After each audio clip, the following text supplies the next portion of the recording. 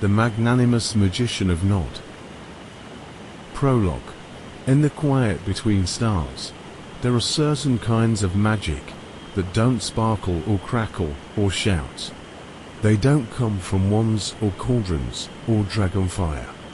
No, the rarest kind of magic is the kind you barely notice. Like the hush before a snowfall. Like the moment you almost fall asleep. Like a warm cup held into hands while a story is told. In the kingdom of Nod, where bedtime is a sacred art and dreams are stitched into the fabric of the air, there lives a man known simply as the Magnanimous Magician. He is not young, nor is he old in the way tree roots are old. He's somewhere in between, a timeless sort of old. His beard is streaked with silver and lavender. His eyes are the color of dusk. His long coat is sewn from twilight clouds, and stars nest in the folds. He walks with a lantern that glows with quiet, and a satchel that holds not tricks, but treasures, lullabies on parchment, bottles of moonlight, crumbs of forgotten comfort, and the softest silences in the world. Each night, he leaves his little cottage near the sleeping hills and begins his wander through the kingdom. He never takes the same path twice. He never knows quite where he's going. He just follows the hush that calls to him, the quiet ache of those who cannot rest. His name is only spoken in whispers, for speaking too loudly might wake someone. But if you're up too late, heart humming and mind racing, if you find yourself blinking at the ceiling while the world slumbers, then perhaps, just perhaps, he's already on his way to find you. And tonight, his first stop is a small cottage at the edge of the woods. Chapter 1. The Lantern of Listening. The moon was rising slow, like a drowsy child lifting its head from a pillow, when the Magnanimous Magician arrived at a cottage nestled between two sycamore trees. The roof was thatched with feather grass, and moths danced in the window light like sleepy butterflies. Inside, a boy named Dorian lay wide-eyed under a blanket stitched with stars. He had done everything he was supposed to.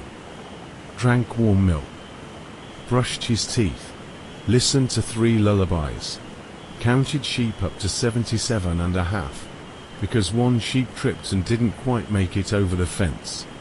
But still he couldn't sleep. His mind was full of colors and noises and thoughts that bounced like marbles on a wooden floor. "I'll never sleep again," Dorian muttered to himself.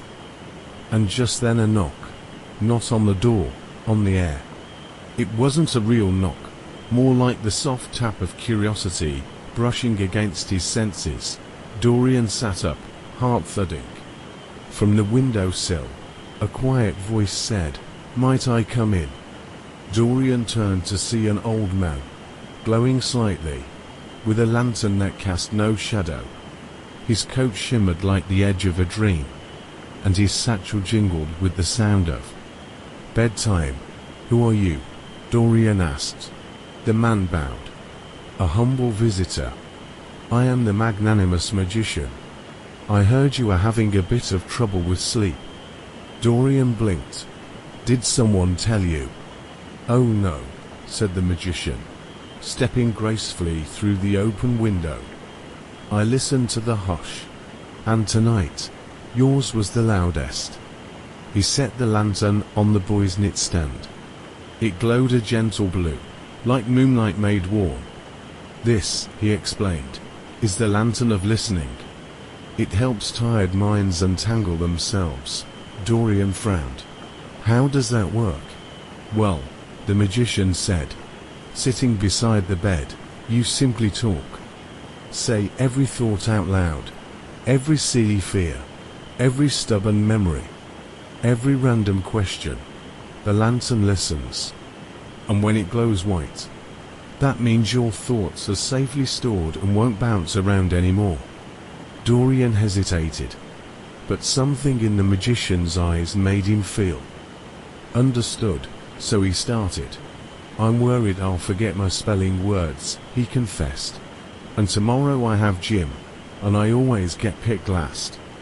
And I don't like how shadows move when I close my eyes. The lantern glowed brighter. He kept going. I don't understand why dreams are sometimes scary. I think the ceiling looks like a giant face when I stare too long. I wonder if the moon ever gets tired of shining. The lantern pulsed, a deep amber now. And sometimes I think maybe I'm the only one in the world who can't fall asleep. At that, the lantern turned a soft white, and then dimmed gently, like a sigh. Dorian's shoulders felt lighter. His chest felt softer, his eyes heavier. The Magnanimous Magician leaned forward. Now that your mind has been heard, it no longer needs to shout. Dorian blinked slowly. But what if I forget all the stuff I said? You won't need to remember, said the magician. Because it doesn't need solving, only softening. He stood, giving the boy's blanket one tender tug. Now, he said gently, you may sleep, and Dorian did. For the first time in many nights, he dreamed not of bouncing thoughts, but of soft blue lanterns, talking stars, and a man in a velvet coat walking through the skies. Chapter 2. The Village of Waking Thoughts. The road the magician walked now was lined with lanterns, but not the sleepy kind. These lanterns flickered with ideas. Some blinked bright, as if to say remember this. Others pulsed like hiccups of invention. Thoughts danced in the air like fireflies that didn't know how to land. This was the Village of Waking Thoughts, a curious place that sparkled long after dusk. People here were bright-eyed, clever, and deeply awake, perhaps to awake. In the square, a baker adjusted her latest creation, star-shaped croissants filled with glowing honey. A librarian alphabetized dreams, fretting over where to file the flying ones. A child sketched a blueprint for a bed that tickled your feet if you snored. The whole town shimmered with almost sleep. When the Magnanimous Magician arrived, he tipped his hat to the lamplighter, who was arguing with a morph about how long a flame should last. The morph wanted eternity. The lamplighter disagreed. Evening, the magician said, in that voice that always made others blink slower. The lamplighter blinked indeed. Magician, it's an honor. Though you're early, or perhaps we're late. It's hard to tell. The magician smiled, cradling his glowing lantern of quiet. Neither. I'm simply here, and I've come because none of you are sleeping. A hush swept through the square, but it wasn't a restful one. It was an awkward, twitchy pause. The mayor, a short woman with a tall hat and the longer to-do list, stepped forward. We're working on it, she said. We've tried relaxing tea. We've read bedtime books backwards and forwards. We've even banned clocks after sunset to avoid time pressure. But, she sighed, our thoughts don't turn off. I see. The magician nodded. From his satchel, he pulled a small wooden box. This, he said, is the drawer of doneness. He opened the lid. The townsfolk peered inside. It looked empty. That's because it only holds what you choose to place in it, the magician explained. You see, minds like yours aren't kept awake by monsters under the bed, or fear of the dark. You're kept up by unfinished thoughts. Loose ends, mental clutter. The librarian nodded furiously. I have 17 half-written poems and a footnote I can't stop rewriting. The magician held the drawer toward her. Speak one aloud, he invited, and place it in. The librarian swallowed. All right, I can fix that verse in the morning. She whispered it into the drawer. The box shimmered, and a little ping echoed out as if someone had filed it away. Who? Said the baker, stepping forward. I keep thinking about how to get the honey to spiral evenly. The magician nodded. That sounds like something tomorrow you can handle. She whispered her thought and placed it into the drawer. Ping. Soon, a line formed. The mayor. I don't need to draft the weekly list tonight. The night watchman. It's okay if I didn't remember everyone's birthday. The inventor child. My bed tickler alarm can wait. Probably. One by one, they placed their waking thoughts into the drawer. And each time they did, something in their posture softened. Shoulders unhitched, brows unknit, eyes fluttered. And then, the magician raised his hand. One last step, he said. Place your shoes by your beds, toes pointing inward. That tells your mind that today is over. The townsfolk nodded. It seemed silly, but it also seemed right. The magnanimous magician stood in the square, his lantern now dim with satisfaction. Sleep is not the end of a day, he said. It is its gentle closing. And with that, he walked on. Behind him, windows dimmed one by one, the inventor child curled beneath the blankets of blueprints. The librarian mumbled half a stanza, before sleep took the rest. The baker dreamt of honey spirals, already perfect in her slumber. And the drawer of doneness, now full, shut itself with a tiny, satisfied sigh. Chapter 3. The House of Heavy Yesterdays. The hills above Nod were velvet dark, with only the moon to stitch a path. Winds here whispered old names, and the grass bent gently under the weight of untold stories. And there, nestled in a sleepy crook between two willow-covered hills, stood a house, not crooked, not crumbling, just still. It did not creak, nor glow, nor whistle. Its windows were fogged from the inside, its chimney long cold. A wooden swing on the porch moved gently, though there was no wind. The magnanimous magician approached with care. His lantern flickered a soft plum-colored glow, this hue reserved only for memories not yet released. A cat with one green eye and one grey circled his boots, then leapt onto the porch rail and whispered, "She doesn't sleep anymore." "Who?" the magician asked, already knowing. "Widow Marrow," the cat said. "Her nights are full of what was. She replays old hours until morning comes. The ones where she was loved, and the ones where she wasn't." The magician bowed gently to the cat. "Then I will help her remember how to rest," he knocked. A long pause. Then the door opened, not all the way, just enough for a face, soft, wrinkled, eyes both cloudy and sharp. "I know you," she said. "You walk dreams." "I walk toward them," he said. "You've been walking away," she sniffed. "I don't need sleep. I need time. Time to sort through everything." The magician reached into his coat and drew out a silver pocket watch. It ticked backward, then sideways, then not at all. "This is the clock of letting go," he said. "It only runs on acceptance." The widow narrowed her eyes. "You think I haven't tried to forget?" "No," he said kindly. "I think you've tried too hard." He stepped inside. The house smelled of dried lavender and old paper. Shelves bowed under the weight of keepsakes, photographs, dried flowers, tiny glass animals. The walls were covered in moments. Not one speck of space was blank. But in the center of the room stood a chair, empty, facing a fireplace that hadn't been lit in years. "I sit there every night," she said softly. "I think of the things I should have said, the things I shouldn't have. I think about the hand I used to hold. I worry that if I fall asleep, I'll forget him." The magician sat across from her, the lantern placed gently between them.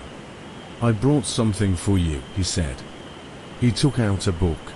It was plain, no title, no author. "What is it?" she asked. "A book of unwritten tomorrows." He handed it to her.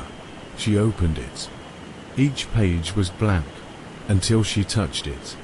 The moment her finger brushed the first page, it began to fill itself not with the past, but with a soft painting of what could be.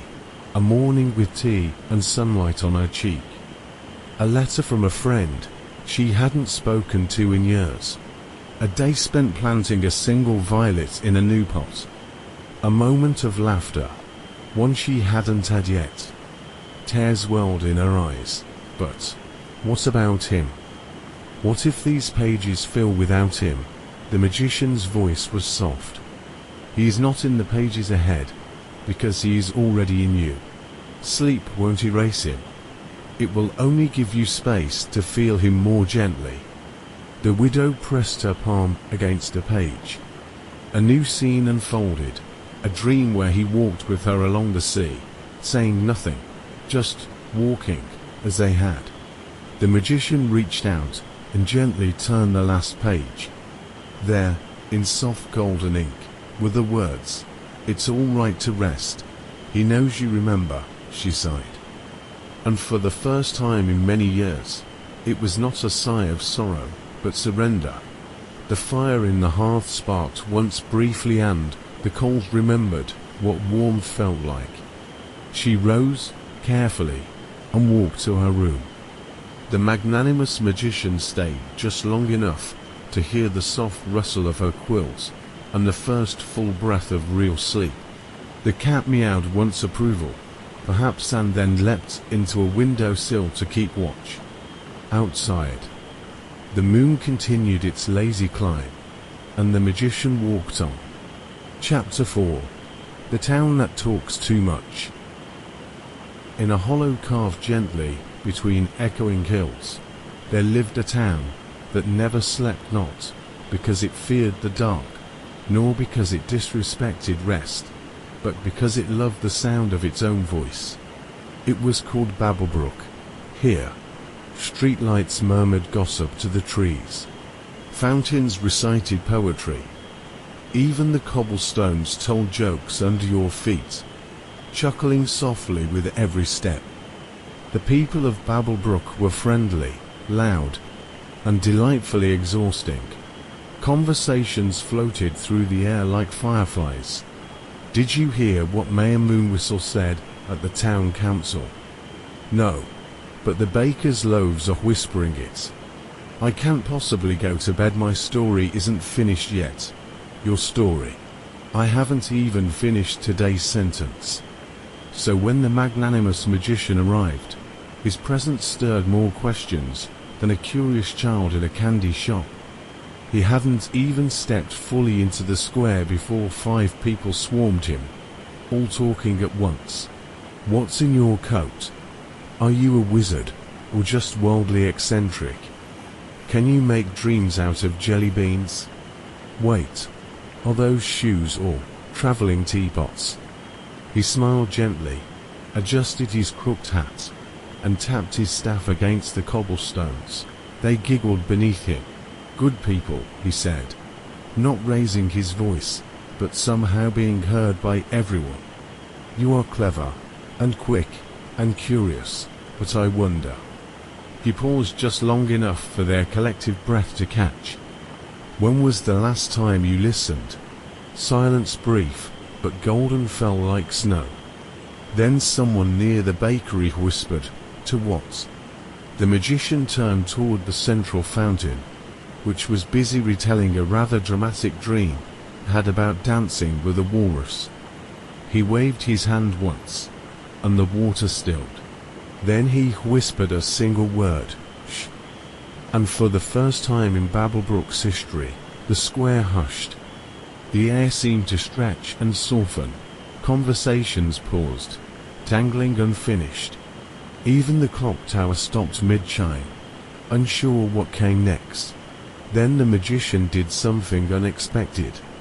He sat down, cross-legged, right in the center of the square. He closed his eyes, and he listened. At first, the townsfolk stared. But slowly, one by one, they joined him, a baker, a barber, a pair of twins who finished each other's sentences, and were now deeply confused about what to do with their mouths. They sat and listened, and what they heard was not nothing.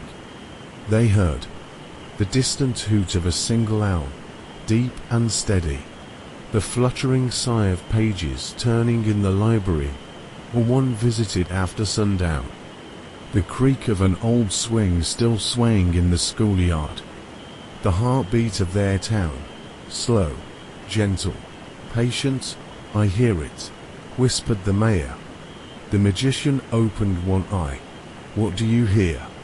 "A song," she said, blinking. "A lullaby, maybe." "It's always been there, hasn't it?" he nodded. "But you spoke so loudly. It stopped singing to you." She covered her mouth and chuckled.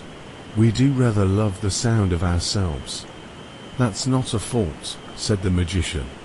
"But even stories need silence between the words. That's where dreams grow." And with that, he reached into his coat and withdrew the bell of benevolent pauses. It was tiny, silver, unassuming.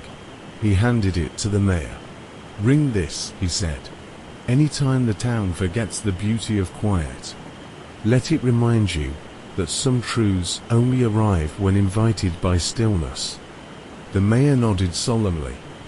"And will we sleep again?" "Oh yes," the magician replied.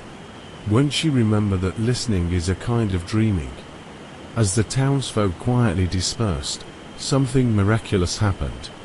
Doors were shut softly, windows glowed dimly, and for the first time in a very, very long while, Babblebrook slept, not all at once, but enough to soften the sky. The fountain mumbled something about walruses and sighed, and the magnanimous magician tipped his hat, now just a little heavier with the hush of a whole town, and stepped back into the road. Chapter 5. The Hill of Hiccups and Holding On. High above the kingdom of Nod, where the wind tickles the stars and the clouds drift like old lullabies, there is a hill that never quite settles. It is not large, not famous, not mapped, but it is important. They call it the Hill of Hiccups and Holding On, because of one small girl, perhaps 6, perhaps 7, who sits there every night and refuses to sleep. Her name is Tilly, and she is afraid to let go. Every evening, just as the sun kisses the edge of Nod and yawns itself below the hills, Tilly climbs to the top with her blanket, her lantern, and a backpack stuffed with the day's treasures, a pebble shaped like a teardrop, a button from Papa's old coat, a ribbon from the Mayfair, a slightly smushed cookie didn't finish, and, of course, the last feather from her pet goose who flew away last spring. Each item, a memory. Each memory, a reason not to close her eyes. "If I sleep," she whispers to the stars, "I might forget them," and so she sits. And so she hiccups, the kind of hiccups that come not from laughter, but from trying not to cry when no one else is watching. That's how the magnanimous magician found her. Not by sound, nor by direction, but by a whisper on the wind.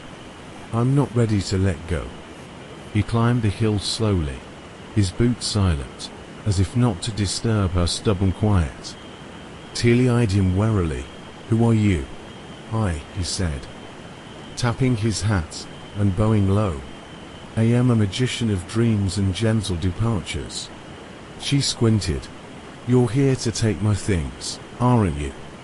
Like the wind took Mum's voice, and the rain took Goosey, and Papa's coat took Papa. He blinked. "Oh no, little wonder. I do not take things. I help people. Remember, without holding so tight it hurts." She turned away. "I'm fine." "I believe you," he said. "And I brought tea." She turned back. "You have tea." He pulled from his coat a little cup, then another, then a full porcelain teapot, with steam already curling from its spout. "This tea is made from moonmint and memory moss," he said, pouring carefully. "It helps you keep the feeling, Even when the feather isn't in your pocket. Tilly held her cup, but didn't drink. I don't want to forget. You won't, he said softly, sipping. But you also don't have to carry everything, with your arms full and your eyes open all night. She looked down at her treasures, her bottom lip trembled. What if I forget Goose's honk, or Papa's whistle? Or the way Mum used to tuck my feet just right? The magician reached into his sleeve and pulled out a long, narrow scroll. This, he said, is your night notebook. She blinked, but it's blank, not for long. He handed her a feathered quill and nodded. Write down one thing before you sleep each night. A sound, a smell, a giggle, a goodbye. That way, you're not letting go, you're letting in. Letting it live with you, not just on you. She stared at the paper. Then slowly, carefully, she began. Tonight I remember Goose's muddy footprints across the porch. Papa's humming when he didn't know I was listening. Mum's thumb against my forehead when she kissed me goodnight. She sniffed. The hiccups slowed. The magician poured her another cup. By the third line, she was yawning. By the fifth, her eyes drooped. He covered her with her blanket, tucked the night notebook under her arm, and whispered something warm and wonderful into the wind. She doesn't need to forget. She only needs to rest. And as he walked down the hill, the wind hummed, the stars shimmered. And behind him, for the first time in weeks, Tilly slept. Chapter 6, The Burrow of Beneath the Bed. Deep within a tucked-away corner of Nodpast, the lantern-lit bridges of Drowsiddle, and the gently snoring riverbanks of Mumbler's Marsh, there is a village few travellers speak of openly. Not because it's dangerous, not because it's forgotten, but because it lies beneath the beds of those who fear the dark. The Burrow of Beneath the Bed is a place that gathers every sigh, every worry, every tiny foot that pulls quickly under a blanket the moment the lights go out. It is a curious place. Houses are built of stacked picture books and blanket forts. The streets are soft with dream dust, and the air smells faintly of warm socks and hidden secrets. But its people, they are called the Whifflers, gentle folk, with wide eyes and shaking hands, who peek around corners and jump at their own shadows. They live with fear small, shapeless, sticky ones that never quite leave them alone. On the night the Magnanimous Magician arrived, a thick mist clung low to the ground. Whispers curled through the air. There's something in the closet. What if I left the window open? Did you hear that click under the floorboards? Children clutched their stuffed animals tighter. Parents double-checked locks for the fourth time. Lamps flickered despite working bulbs. The whole borough seemed to shiver. And then, a knock, not loud, not urgent, but purposeful. It came from the old bedtime bell tower long unused, slightly tilted, and once said to ring only 4 dreams to tangle to find their way. The Whifflers gathered cautiously, and there, at the base of the tower, was the magician. He stood perfectly still, lantern in one hand, staff in the other, and on his shoulder perched a large, drowsy owl with one eye open, and the other already dreaming. "I've come," the magician said gently, "to introduce you to your shadows." A collective gasp rushed through the crowd. "No, thank you," cried a young Whiffler. "We've just gotten them to leave us alone." "They never leave," said the magician kindly. "They only wait where you're afraid to look. But if you meet them, truly meet them, they soften, a murmur, a nervous hush, and then a question from a small girl with crooked glasses: "Do they bite?" The magician smiled. "Only if you try to run without listening first." With that, he raised his staff and a small dome of moonlight enveloped the square. Inside it, nothing could harm. Nothing could rush. Only truth, wrapped in velvet and echo, could enter. And then, he summoned them. Not monsters, not horrors, but shapes. Flickering at first smudges of thought and fear. One looked like a test never studied for. Another resembled the sound of arguing parents behind a closed door. A third resembled a pair of eyes, just watching. But the more the magician whispered to them, naming them gently, like a gardener might name weeds, he refuses to pull, the more they changed. You are the fear of not being good enough. You are the worrying of being left. You are the what if that never happens. As he named them, the shadows began to shift, shrink, sigh. They curled into smaller forms. Some became puddles, others became folded notes. One even transformed into a coat that looked far too big to wear. They're not here to haunt you, he said to the crowd. They're just parts of you trying to be seen. But what do we do with them? Asked a teenager in a frayed hoodie. Talk to them, the magician said. Then tuck them in. And so, under the safety of the moon dome, the whifflers approached their fears one by one. They asked questions, they cried. They apologized to themselves. And when each shadow was seen and named, the magician gave them a special gift, a nightlight seed. It grows stronger each time you face what frightens you, he explained. Plant it beside your bed, or under it, or in your heart, if you have room. Then, without further fuss, he struck his staff once more, and the shadows faded into soft shapes behind smiling eyes. That night, for the first time in many years, the burrow grew quiet. Nightlights glowed not out of fear, but of gentle remembrance. The bell tower sang a low, lullaby chime, and the magician, satisfied, stepped once again into the road, his owl now fully asleep, wings drooping like curtains. Chapter 7. A Walk with the Sleepy King. The magnanimous magician had no set map, no rigid plans. His travels through Nod were guided, not by roads or rules, but by the gentle tug of need, a sigh on the wind, a restless whisper, or the subtle silence left behind when pea slips through someone's fingers.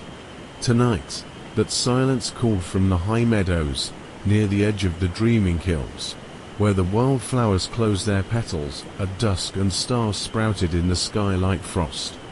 There, walking without urgency, but never stopping, was a familiar figure. A tall man with shoulders gently sloped from the weight of care. His robe shimmered faintly like moonlight on milk. His boots were soft enough to whisper secrets to the grass. It was the Sleepy King, and he was awake. The magician approached slowly, lantern in hand. I wondered when you'd find me, the king murmured, not looking back. The breeze smells of bedtime wisdom. Couldn't let you wander forever, the magician replied softly. The two men strolled together, saying nothing for several heartbeats, just listening to the sound of crickets and the occasional snore from a sleeping field mouse. I visited beneath the bed, said the magician at last. Help them find their shadows, the king nodded. I've passed through there, heavy place, kind hearts. More silence. Then, still no sleep. The magician asked gently. The king smiled a sad sort of smile. Oh, I dream easily. I rest often. But sleep. True sleep, he paused. It dances just out of reach. Do you know why? I think, the king began, choosing each word like a pebble for a garden path. It's because I carry too many dreams not my own.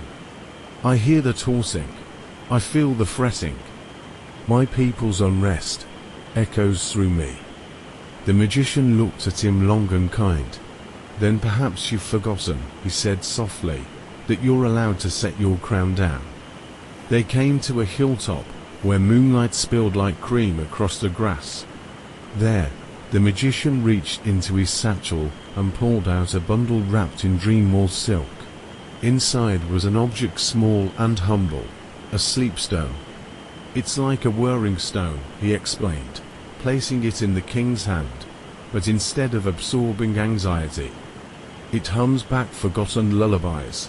The king held it, his eyes closed, and in the deep stillness, he heard it, a mother's lullaby, a friend's voice promising morning, the quiet laughter of a younger self, twirling in pajamas. When he opened his eyes again, they were misty. "How do you carry so much peace?" the king asked. "I don't," said the magician. "I just stop running from what's noisy and remind it that it, too, deserves rest." They sat for a while, side by side, letting the quiet settle. The king removed his crown, laid it in the grass. Then, something unexpected happened. He yawned. A long, noble, well-earned yawn. And the magician without ceremony opened his lantern, letting its glow spill into the sky like golden dust. "One night," he said, "when you're not needed by your people, you must visit the lake of forgotten dreams again." "I have," the king murmured, "but perhaps not as the man I am now." "No," the magician said, smiling, "but perhaps as the boy you once were. He's still in there, you know, waiting to be rocked to sleep." A pause. Then the king asked, "Will you stay here a while longer?" The magician nodded. "Until your crown forgets it's heavy, and your eyelids forget they're proud." And so, they sat, a king and a magician, rulers not of lands or laws, but of sleep and dreams, and the long journey towards stillness. Eventually, the king lay back in the grass, the sleep stone on his chest. And this time, when his eyes closed, they did not open again for quite some time. Chapter 8. The Plains of If I Had. The magnanimous magician awoke beneath a tree, whose leaves whispered lullabies, kissed by dew and dawn. His travelling robe was flecked with the glitter of dream sand, and when he stood, he noticed something peculiar. The wind did not hum a lullaby this morning. Instead, it murmured things like, "If I had spoken up, if I hadn't waited, if I'd taken the chance." It was a lonely wind, and he knew at once where it came from. He walked east, through hush-coloured meadows and soft hills, until the land grew wide and flat. There, golden grasses bent low under invisible weight, and in the distance, sleepwalkers wandered in circles heads down, murmuring softly to themselves. This was the plains of If I Had, a place where many came before bed, without knowing it, dragged by the pull of old regrets. And once inside, it was hard to leave. The sky above was the color of faded postcards.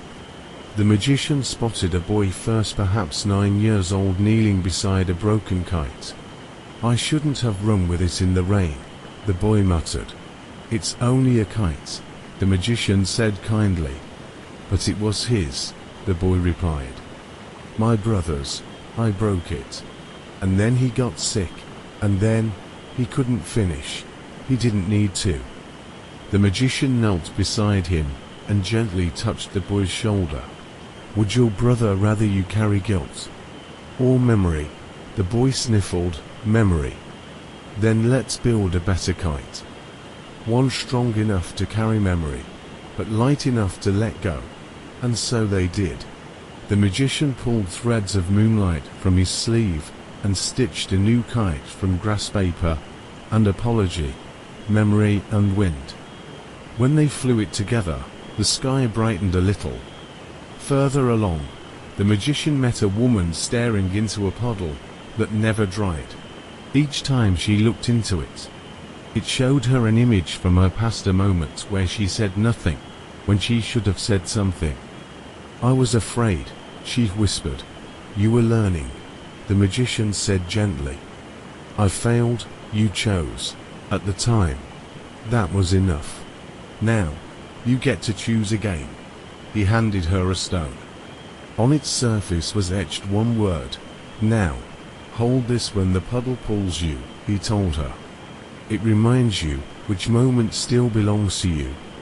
She took it, and the reflection changed from past to present, from what was to what could be. Around the plains, he continued. He sang lullabies to elderly men, still chasing business they never started. He painted bedtime doors on the air with his wand and said, "Step through this one, the past is done." He planted hush blooms in the dirt, flowers that whispered, "You did the best you could." That is always enough to rest. Finally, he stood at the center of the plains, where the wind was thickest with sighs. He opened his great book of dreams not for reading, but for listening. He whispered into it every regret he heard.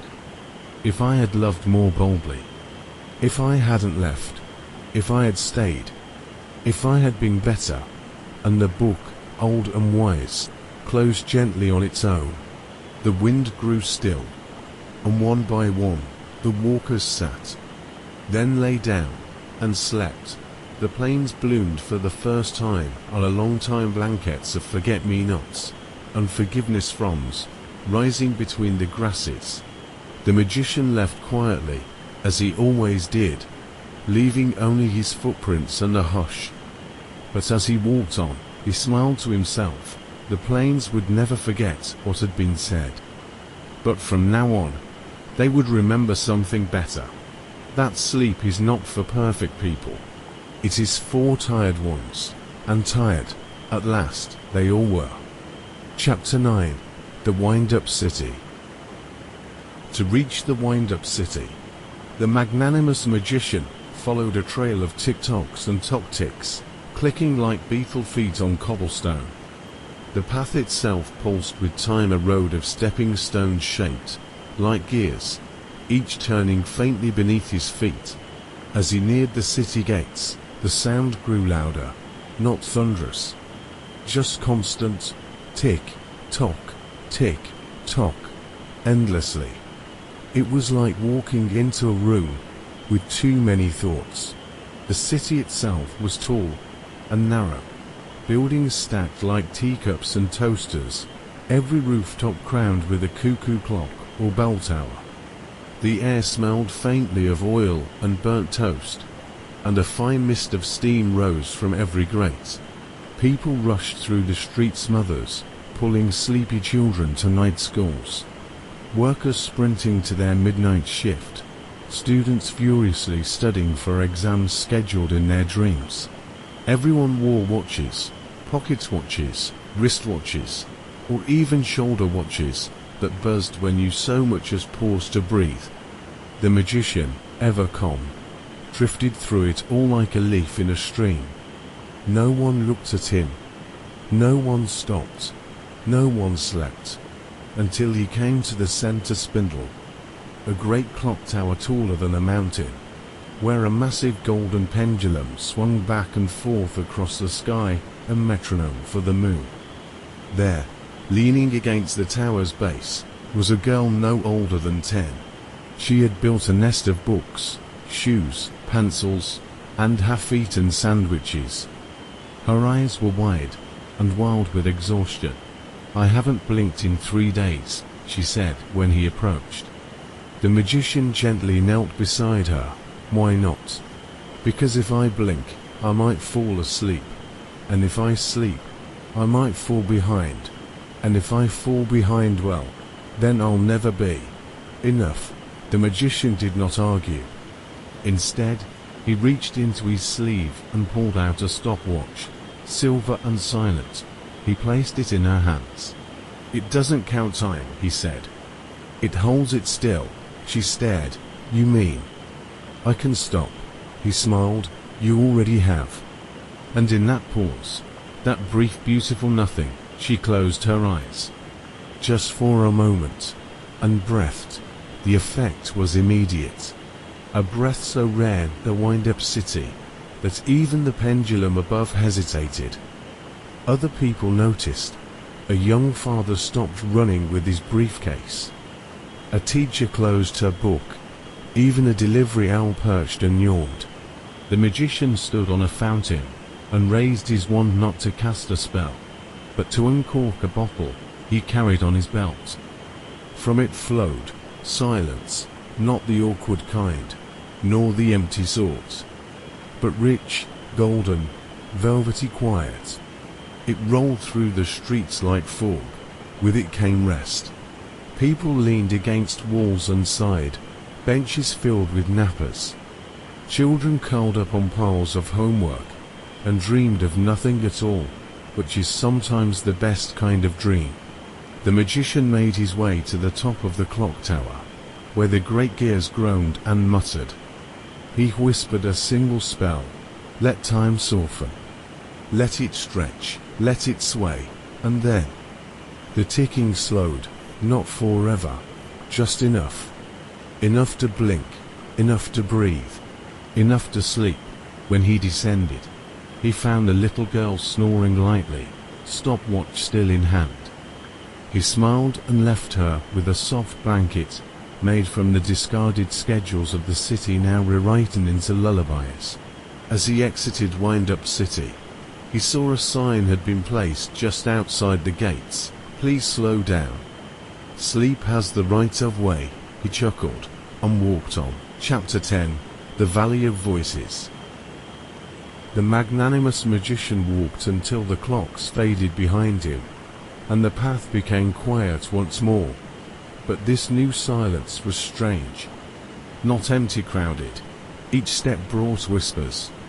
Not his own, but others, woven into the wind like cobweb threads.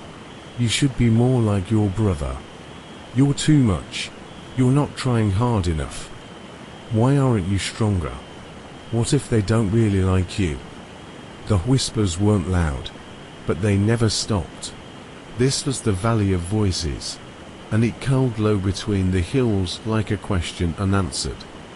Here, the people carried invisible burdens, sentences and doubts they had picked up from others, and now believed were their own. The magician saw them as he descended. A young man crouched beside a tree, hands over his ears. A woman stood ankle-deep in a stream, staring at her reflection and repeating apologies she didn't owe. Children built houses out of shouts, only for the walls to fall when the wind changed. Each soul he passed seemed wrapped in vines thin, whispering ones made not of words, but echoes. The magician, with his walking stick and quiet heart, tapped gently on the ground. The stick gave a soft chime, and with it, the whispers paused, just enough to look up. He addressed them not loudly, but clearly. These are not your voices. At first, no one moved. So he reached into his coat and pulled forth a long silk ribbon, shimmering like water. He stretched it between his palms, and as he did, it changed shape, becoming a mirror, wide and bright. In its surface, each person saw not their reflection, but a memory, a moment they remembered before the whispers. The girl in the reeds saw herself painting stars in the dirt, unafraid of being watched. The old man by the stone wall saw his younger self, laughing with crooked teeth and muddy shoes. A teenager with tattooed hands saw a bedtime story once read to her in a language no one had used in years. They began to cry not from sadness, but from recognition. "I remember that me," someone said. "Me too," said another. The magician nodded and waved his wand in a slow circle. From the tip spilled a swirl of ink, midnight blue and firefly gold. "Name what is not yours," he said. "Say it out loud, then let it go." One by one, they spoke. "I am not too much. I am not broken. I do not need to earn my worth. I am not a disappointment." With every truth spoken, a whispering vine unraveled.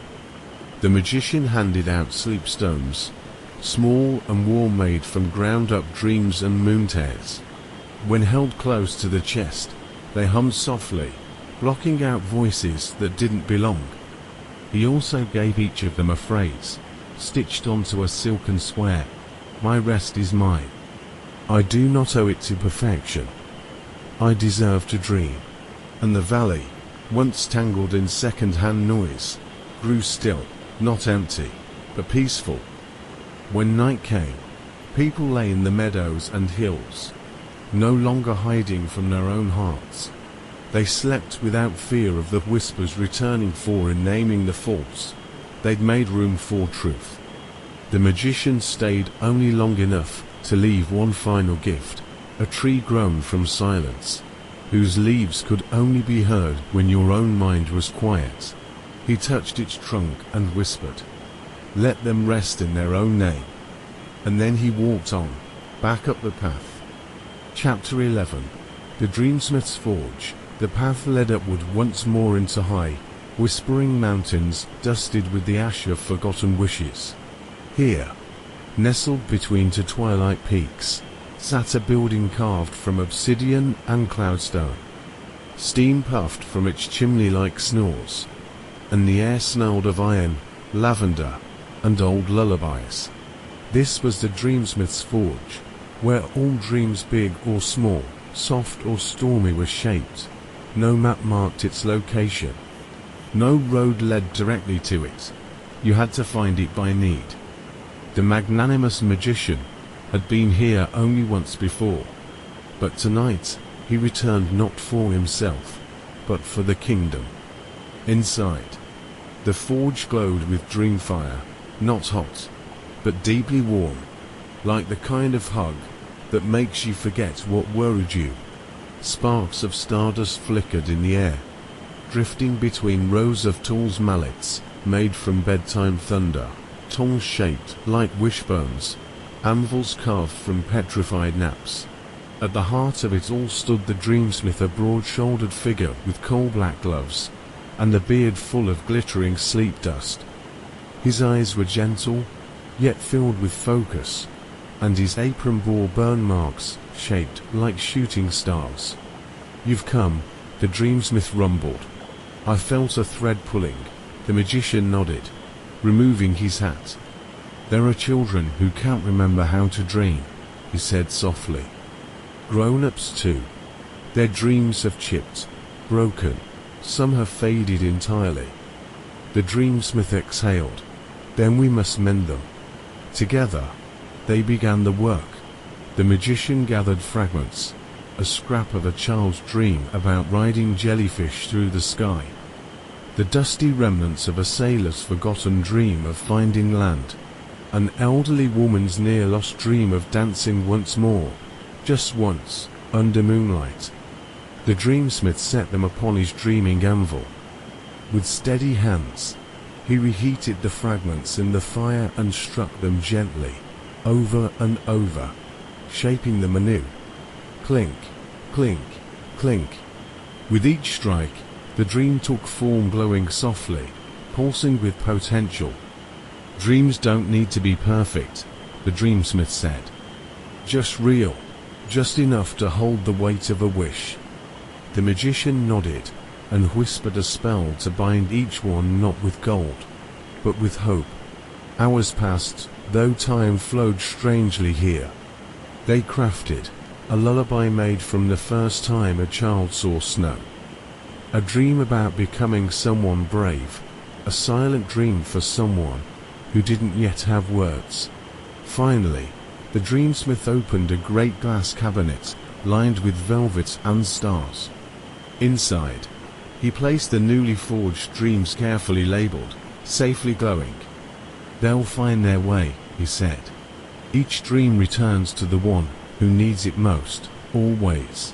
The magician looked at the forge, the fire, the shells of sleeping stars.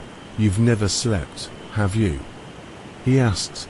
The dreamsmith gave a small smile. "I rest in the sparks, in the moments when the dream hums right." As the magician prepared to leave, he felt a familiar presence stir at the doorway. There, leaning against the doorframe, stood a figure wrapped in robes the color of twilight. A crown of soft gold perched sleepily on his brow. It was the Sleepy King. He yawned, as if by instinct. "I heard the forge was awake," he murmured, voice slow and thick with that gentle drowsiness. "So I followed the trail." The magician chuckled. "You should be resting your drowsiness." "I am," the king replied, leaning into the doorway like it was a pillow. "Just walking a bit, while I do." The dreamsmith handed the king a small, glowing orb, a dream of his own. "Something you once lost," he said simply. The Sleepy King held it to his chest and closed his eyes. He didn't speak again, just breathed and smiled. And with that, the Magnanimous Magician turned from the forge and walked once more into the night. Stars above, dreams behind, peace ahead. He had one more stop to make. Chapter 12. The Magician's Lantern. The Magnanimous Magician walked along the final path, a winding cobblestone road that glowed faintly underfoot, lit by memories and moonlight. With every step, a lantern lit behind him, left to guide any weary traveller who might come after. The wind was soft now, and the kingdom lay quiet, as if the whole of Nod was inhaling before sleep. He passed familiar places, the stream where a boy once learned to breathe away his fear, the bakery where someone once dared to call herself kind, the hill where the lost knight had once turned in circles and laughed at the stars. The lantern he carried glowed from within, not flame, not magic, but something warmer. Every lesson he had given, every story he had heard, every person he had helped remember their worth. And now, he was ready to rest, too. His home was small, nestled in a glen, where the wildflowers sang quietly to themselves and owls blinked like slow thoughts. The cottage had round windows, a chimney shaped like a question mark, and a porch made entirely from recycled lullabies.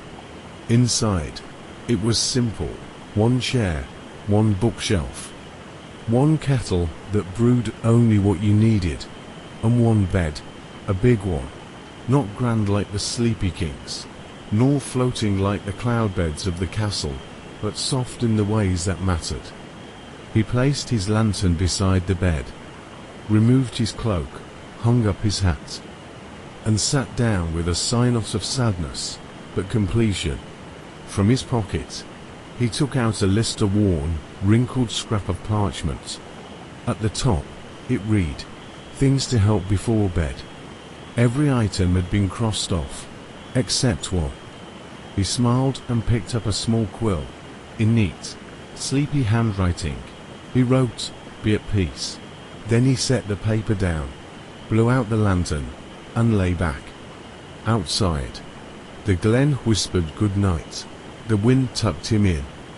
And for the first time in a long time, the Magnanimous Magician slept, not because he was tired, but because everything was finally still. Epilogue. The Lanterns of Nod. Throughout the kingdom of Nod that night, a gentle change stirred. The village of sleepwalkers walked a little slower, closer to their dreams. The forest of whispers whispered only kind truths. The valley of voices stayed quiet except for one soft chorus: "I am enough. I can rest."